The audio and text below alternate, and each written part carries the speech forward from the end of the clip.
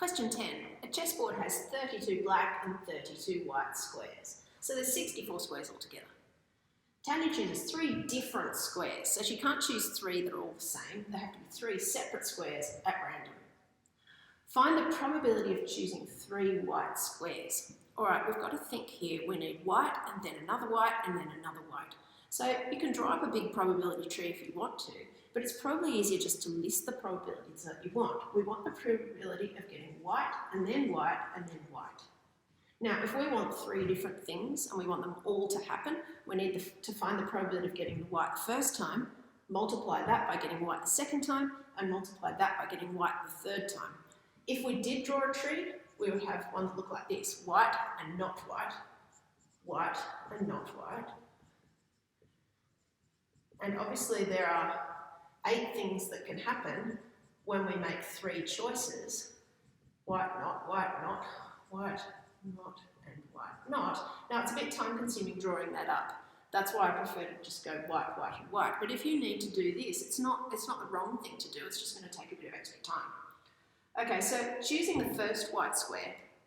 Well, there's 32 white squares and there's 64 squares altogether. So we've got 32 out of 64. Now you can write that down as 32 out of 64, or you can say, well, that's half. A little bit simpler just to write down that half of the squares are white, so I know the chances of getting a white square first up is half. So we've got half there and half here. Now, assuming we have got to this stage of the tree, what's the chances of getting the next one white? Well, you need to think how many white ones there are left. She's already chosen 1. So there's only 31 of them left. So on this branch here, you'd say there's 31 white ones. And how many squares are there altogether that haven't been picked? Well, if there's 64 squares on the whole board and one of them's already been chosen, there's only 61 left. So we've got there's only 63 left out of the 64. So we've got 31 out of 63. 31 out of 63. And if we do get 2 whites, the chance of getting a 3rd white, well, how many of them left?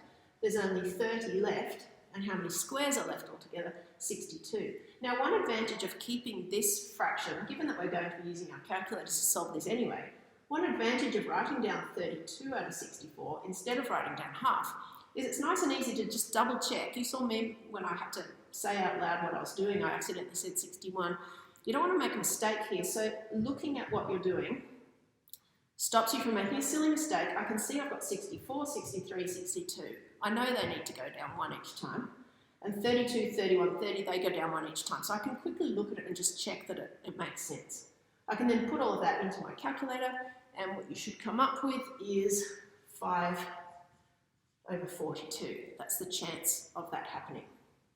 Now, second question, what's the probability of choosing 3 squares all the same colour? Well, we already know what the chances are of getting 3 white ones. What would be the chance of getting 3 that are not white? Obviously, not white is black. We could have put a B here all the time. White, black, white, black. Getting 3 whites would be this branch at the very top. Getting 3 blacks would be this branch at the bottom. Now, given that there's the same number of each, the chances of getting 3 black ones is going to be exactly the same as the chances of getting 3 white ones. So all I really need to do here is just add together my answer from part A and the exact same thing, because white and black would be equal, and so I'm going to get 10 out of 42, which is the same as 5 out of 21. And the simplified fraction is the one that we want there. Alright, what's the probability that the 3 squares are not the same colour? Well, if you know what the chances are that the 3 squares are the same colour, then the chances that they're not is going to be the exact complement of this. So it will literally be 1 minus the probability of them being the same colour, which we've already found. So we have 1 minus 5 21ths, which is 16 21ths. Now, one thing you're going to notice about these HSC questions, often they'll ask you to find something in part A that you can use that answer in part B, and then sometimes you can use that answer in part C.